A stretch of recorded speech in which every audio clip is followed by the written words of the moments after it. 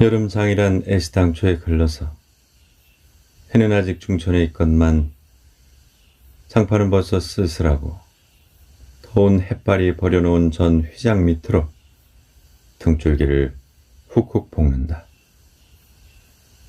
마을 사람들은 거지반 돌아간 뒤요. 팔리지 못한 나무꾼 패가 길거리에 궁식거리고들 있으나 석유병이나 받고 고깃말이나 사면 족할 이 축들을 바라고 언제까지든지 버티고 있을 법은 없다. 춥춥스럽게 날아드는 파리떼도 장난꾼 각다기도 또 귀찮다. 늙은뱅이요. 왼손잡이인 드팀전의 허생호는 기어코 동업의 조선달을 낚아보았다. 그만 거둘까? 잘 생각했네. 봉평장에서 한 번이나 흐뭇하게 사본 일이 있을까? 내일 대화장에서나 한몫 벌어야겠네. 오늘 밤은 밤을 새서 걸어야 될걸. 달이 뜨렸다. 절렁절렁 소리를 내며 조선달이 그날 번 돈을 따지는 것을 보고 허생호는 말뚝에서 넓은 휘장을 걷고 버려놓았던 물건을 거두기 시작하였다. 무명필과 주단바리가 두 고리짝에 꼭 찼다. 멍석 위에는 천조각이 어수선하게 남았다. 다른 축들도 벌써 거진 전들을 걷고 있었다. 약바르게 떠나는 패도 있었다. 어물장수도, 댐장이도, 엿장수도, 생강장수도 그 꼴들이 보이지 않았다. 내일은 진부와 대화의 장이 선다. 축들은 그 어느 쪽으로든지 밤을 새며 60-70리 밤길을 타박거리지 않으면 안 된다. 장판은 잔치 뒷마당같이 어수선하게 벌어지고 술집에서는 싸움이 터져 있었다. 주정꾼 욕지거리에 섞여 계집의 앙칼진 목소리가 찢어졌다. 장날 저녁은 정해놓고 계집의 고함 소리로 시작되는 것이다. 생원, 시침을 때도 다 안 해. 충주집 말이야. 계집 목소리로 문득 생각난 듯이 조선달은 피죽이 웃는다. 화중지병이지. 연소패들을 적수로 하고야 대거리가 돼야 말이지. 그렇지도 않을걸? 축들이 사족을 못 쓰는 것도 사실은 사실이나. 아무리 그렇다고 해도 왜 그 동이말일세. 깜쪽같이 충주집을 후린 눈치거든. 뭐? 그 애숭이가? 물건 가지고 낚았나 보지. 착실한 녀석인 줄 알았더니. 그 길만은 알 수가 있나? 궁리 말고 가보세나 그려. 내 한턱 씀새. 그다지 마음이 당기지 않는 것을 쫓아갔다.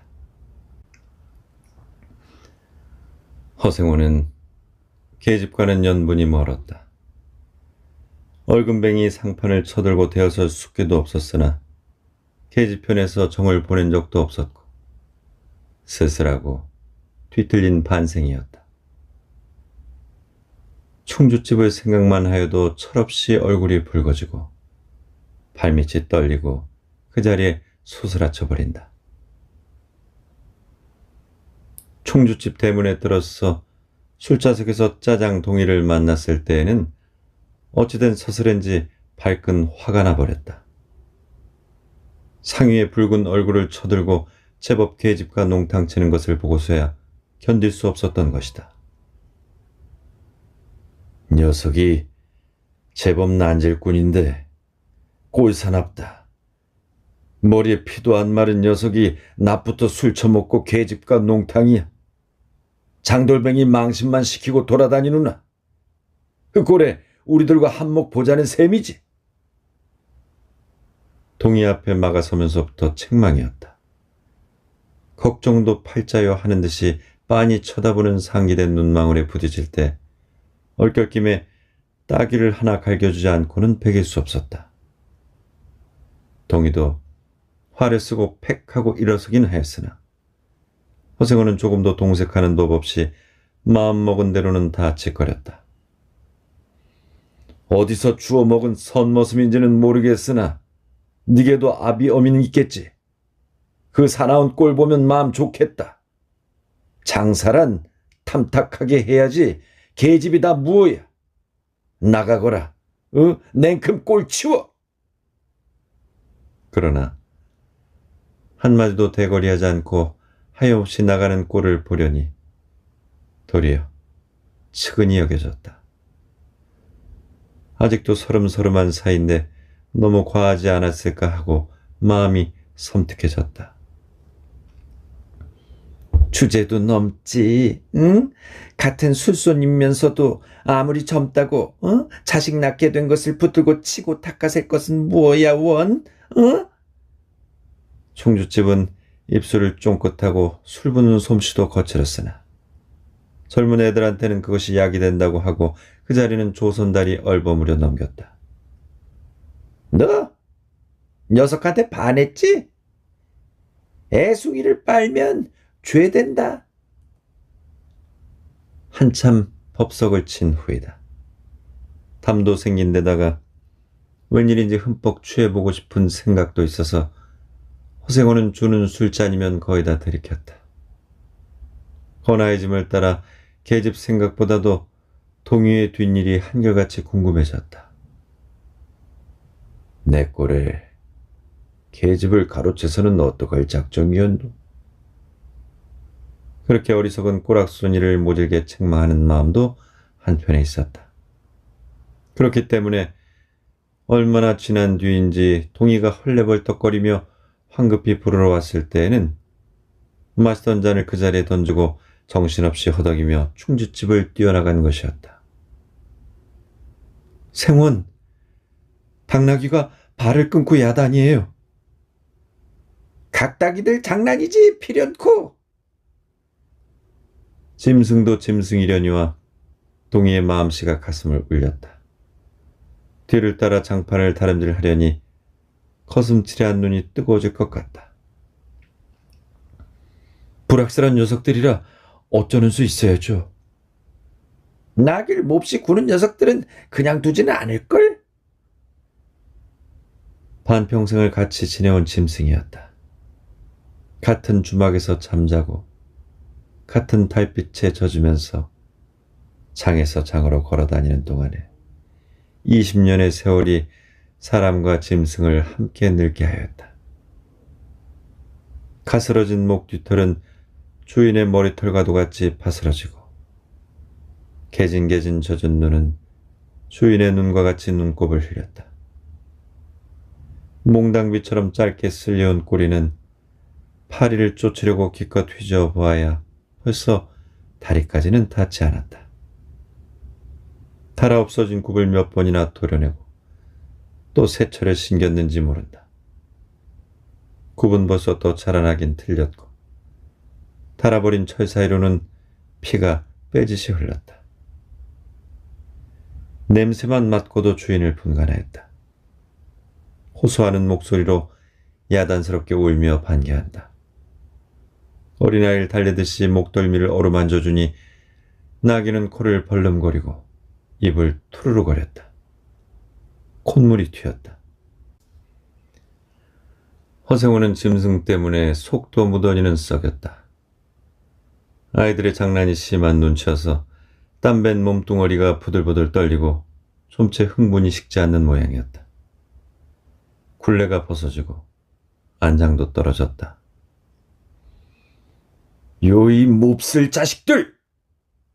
하고 허생호는 호령을 하였으나 패들은 벌써 주랭랑을 놓은 뒤요. 몇 남지 않은 아이들이 호령에 놀래 비슬비슬 멀어졌다. 우리들 장난이 아니오. 암놈을 보고 지 혼자 발광이지. 코올리게 한 녀석이 멀리서 소리를 쳤다. 그 녀석 그 말투가 김첨지 당나귀가 가버리니까 온통 흙을 짜고 거품을 흘리면서 미친 소같이 날뛰는 걸 꼴이 웃어 우리는 보고만 있었어요. 배를 좀 보지. 아이는 앵돌아진 토로 소리를 치며 깔깔 웃었다. 허생호는 모르는 결에 낯이 뜨거워졌다. 무시선을 막으려고 그는 짐승의 배 앞을 가려 서지 않으면 안 되었다. 늙은 주제에 암상을 내는 셈이야, 저놈의 짐승이. 아이의 웃음소리에 허생호는 주춤하면서 기어코 견딜 수 없이 채찍을 들더니 아이를 쫓았다. 쫓으려거든 쫓아보지. 왼손잡이가 사람을 때려. 줄다름에 달아나는 각다귀에는 당하는 재주가 없었다. 왼손잡이는 아이 하나도 후릴 수 없다. 그만 채찍을 던졌다. 술기도 돌아 몸이 유난스럽게 화끈거렸다. 그만 떠나세. 녀석들과 어울리다간 한이 없어. 장판의 각다기들이란 어른보다도 더 무서운 것들인걸. 조선달과 동이는 각각 제 나귀의 안장을 얹고 침을 씻기 시작하였다. 해가 꽤 많이 기울어진 모양이었다. 특침전 장돌림을 시작한 지 20년이나 되어도 허생호는 봉평장을 빼놓은 적은 드물었다. 충주, 제천 등의 이웃군에도 가고 멀리 영남 지방도 헤매기는 하였으나 강릉쯤에 물건 하러 가는 외에는 처음부터 끝까지 군내를 돌아다녔다. 닷새만큼씩의 장날에는 달보다도 확실하게 면에서 면으로 건너간다. 고향이 청주라고 자랑 삼아 말하였으나 고향에 돌보러 간 일도 있는 것 같진 않았다. 장에서 장으로 가는 길에 아름다운 강산이 그대로 그에게는 그리운 고향이었다. 반날 동안이나 뚜벅뚜벅 걷고 장터 있는 마을에 거지반 가까웠을 때 거친 나귀가 한바탕 우렁차게 울면, 더구나 그것이 저녁녘이어서 등불들이 어둠 속에 깜빡거릴 무렵이면 늘 당하는 것이건만 허생호는 변치 않고 언제든지 가슴이 뛰놀았다. 젊은 시절에는 알뜰하게 벌어 돈푼이나 모아본 적도 있긴 있었으나 읍내 백중이 열리네 호탕스럽게 놀고 투전을 하고 나요. 사흘 동안에 다 털어버렸다. 나귀까지 팔게 될 판이었으나 애끓는 정분에 그것만은 이를 물고 단념하였다. 결국 토로아미타불로 장돌림을 다시 시작할 수밖에 없었다. 짐승을 데리고 읍내를 도망해 나왔을 때에는 너를 팔지 않기 다행이었다고 길가에서 울면서 짐승의 등을 어루만졌던 것이었다. 빚을 지기 시작하니 재산을 모을 일은 당초에 틀리고 간신히 입에 풀칠을 하러 장에서 장으로 돌아다니게 되었다. 호탕스럽게 놀았다곤 하여도 계집 하나 후려보지는 못하였다. 계집이란 좀 쌀쌀하고 매정한 것이다. 평생 인연이 없는 것이라고 신세가 서글퍼졌다. 일신에 가까운 것이라고는 언제나 변함없는 한필의 당나귀였다. 그렇다고 하여도 꼭 한 번의 첫일을 잊을 수는 없었다. 뒤에도 처음에도 없는 단 한 번의 괴이한 인연. 봉평에 다니기 시작한 젊은 시절의 일이었으나 그것을 생각할 적만은 그도 산 보람을 느꼈다. 달밤이었으나 어떻게 해서 그렇게 됐는지 지금 생각해도 도무지 알 수가 없어. 허생호는 오늘 밤도 또 그 이야기를 끄집어내려는 것이다. 조선달은 친구가 된 일에 귀에 못이 박히도록 들어왔다. 그렇다고 실증을 낼 수도 없었으나 허생호는 시치미를 떼고 되풀이할 때로는 되풀이하고야 말았다. 달밤엔 그런 이야기가 격에 맞거든. 조선달 편을 바라보았으나 물론 미안해서가 아니라 달빛에 감동하여서였다. 이지러는 졌으나 보름을 갖진한 달은 부드러운 빛을 흐뭇이 흘리고 있다. 대화까지는 80리의 밤길. 고개를 둘이나 넘고 개울을 하나 건너고 벌판과 산길을 걸어야 된다. 길은 지금 긴 산허리에 걸려있다. 밤중을 지난 무렵인지 죽은 듯이 고요한 속에서 짐승 같은 달의 숨소리가 손에 잡힐 듯이 들리며 콩포기와 옥수수 잎새가 한층 달에 푸르게 젖었다. 산허리는 온통 메밀밭이어서 피기 시작한 꽃이 소금을 뿌린 듯이 흐뭇한 달빛에 숨이 막힐 지경이다. 붉은 대궁이 향기같이 애잔하고 나귀들의 걸음도 시원하다. 길이 좁은 까닭에 세 사람은 나귀를 타고 외줄로 늘어섰다. 방울소리가 시원스럽게 딸랑딸랑 메밀밭계로 흘러간다. 앞장선 허생원의 이야기 소리는 꽁무니에 선 동에게는 확 적히는 안 들렸으나 그는 그대로 개운한 제멋에 적적하지는 않았다. 장이 선 꼭 이런 날 밤이었네. 객주집 토방이란 무더워서 잠이 들어야지. 밤중은 돼서 혼자 일어나 개울가에 목욕하러 나갔지. 봉평은 지금이나 그제나 마찬가지지. 보이는 곳마다 메밀밭이어서 개울가가 어디 없이 하얀 꽃이야. 돌밭에 벗어도 좋았을 것을. 달이 너무나 밝은 까닭에 옷을 벗으러 물방앗간으로 들어가지 않았나. 이상한 일도 많지. 거기서 난데없는 성서방네 처녀와 마주쳤단 말이네. 봉평서야 제일 가는 일색이었지. 뭐 팔자에 있었나 보지. 아무렴 하고 응답하면서 말머리를 아끼는 듯이 한참이나 담배를 빨뿐이었다. 구수한 자줏빛 연기가 밤기운 속에 흘러서는 녹았다.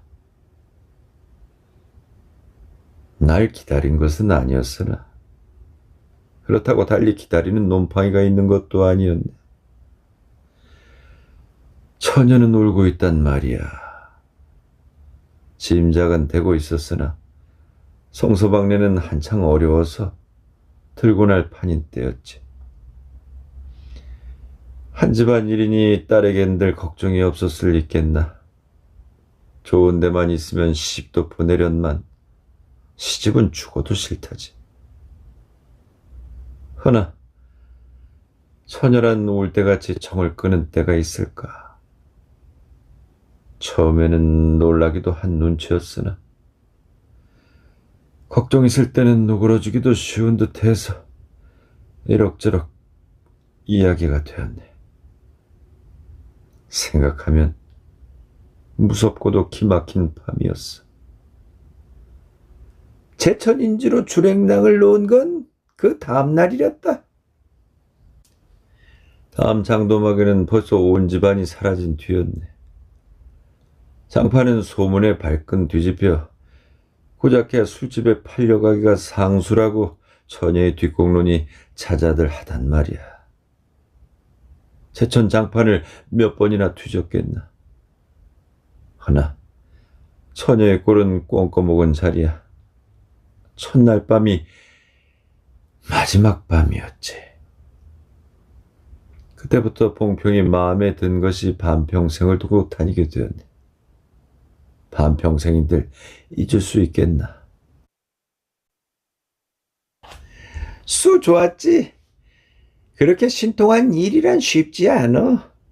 항영 못난 것 얻어 새끼 낳고 걱정 늘고 생각만 해도 진절이 나지. 그러나 늙음악발까지 장돌뱅이로 지내기도 힘드는 노릇 아닌가. 난 가을까지만 하고 이 생야도 하직하려네. 대화쯤에 조그만 전방이나 하나 버리고 식구들을 부르겠어. 사시장철 뚜벅뚜벅 걷기란 여간이래야지. 이 처녀나 만나면 같이나 살까? 난 거꾸로 질 때까지 이 길을 걷고 저 달을 볼 테야. 산길을 벗어나니 큰 길로 튀어졌다. 꽁무니의 동이도 앞으로 나서 나귀들은 가로 늘어섰다. 총각도 젊겠다. 지금이 한창 시절이렸다. 충주쯤에서는 그만 실수를 해서 그 꼴이 되었으나 섭게 생각을 말게. 천만에요. 되려 부끄러워요. 계집이란 지금 웬 제격인가요? 자나깨나 어머니 생각뿐인데요. 허생훈의 이야기로 실심이 끝이라 동희의 어조는 한풀 수그러진 것이었다. 아비엄이란 말에 가슴이 터지는 것도 같았으나 제겐 아버지가 없어요. 피부치라고는 어머니 하나뿐인거려. 돌아가셨나? 당초부터 없어요. 그런 법이 세상에. 세원과 선달이 야단스럽게 껄껄들 웃으니 동희는 정색하고 우길 수밖에는 없었다. 부끄러워서 말하지 않으려 했으나 정말이에요. 제천촌에서 달도 차지 않은 아이를 낳고 어머니는 집을 쫓겨났죠. 우스운 이야기나 그렇기 때문에 지금까지 아버지 얼굴도 본 적 없고 있는 고장도 모르고 지내와요. 고개가 앞에 놓인 까닭에 세 사람은 나귀를 내렸다. 돈덕은 험하고 입을 벌리기도 대근하여 이야기는 한동안 끊겼다.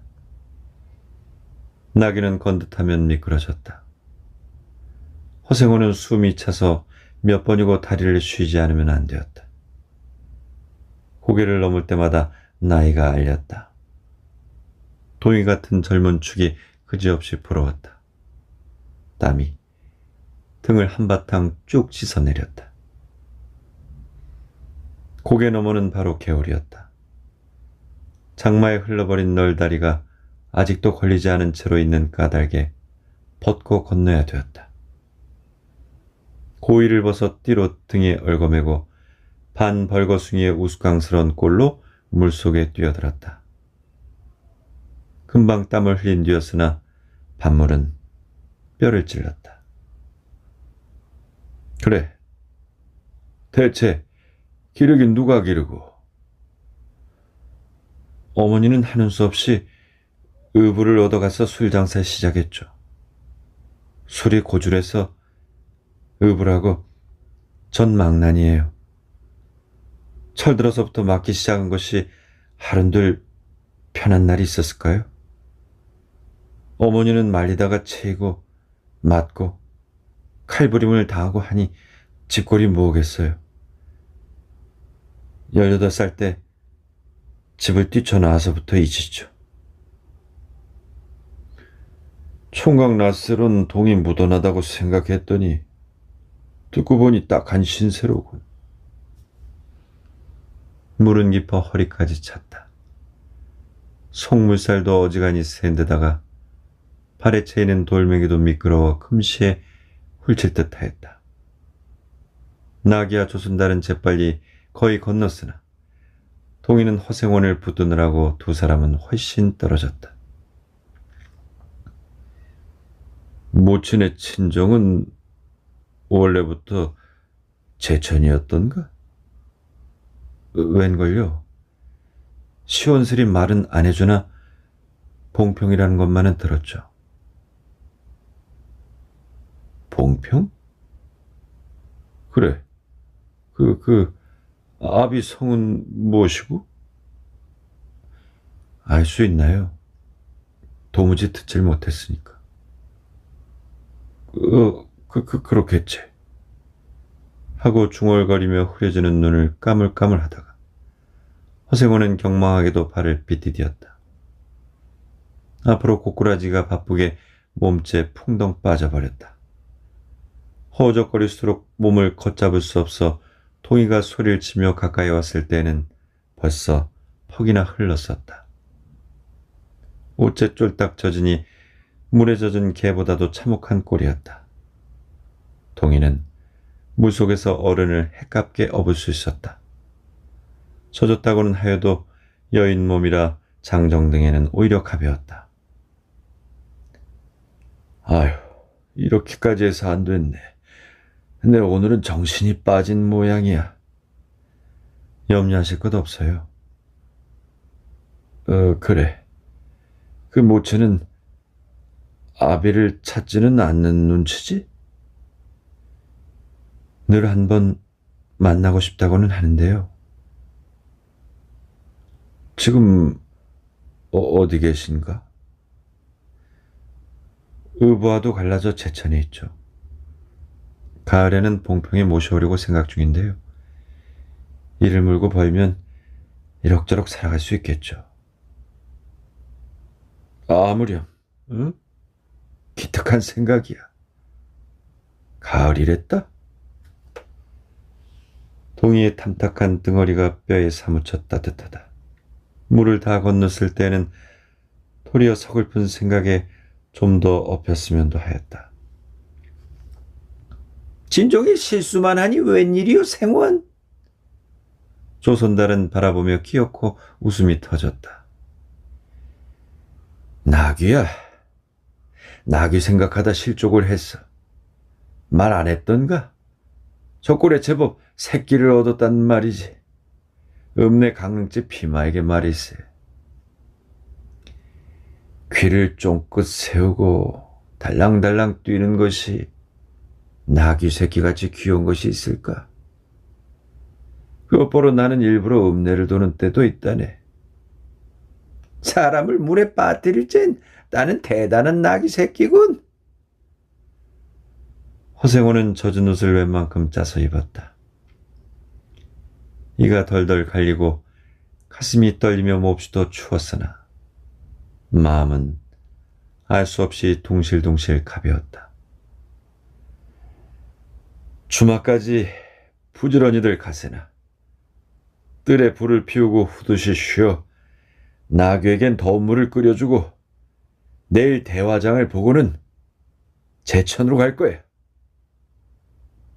생원도 제천으로?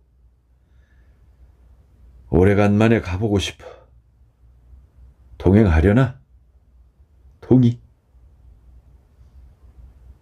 나귀가 걷기 시작하였을 때 동이의 채찍은 왼손에 있었다. 오랫동안 아둑신이같이 눈이 어둡던 허생원도 요번만은 동이의 왼손잡이가 눈에 띄지 않을 수 없었다.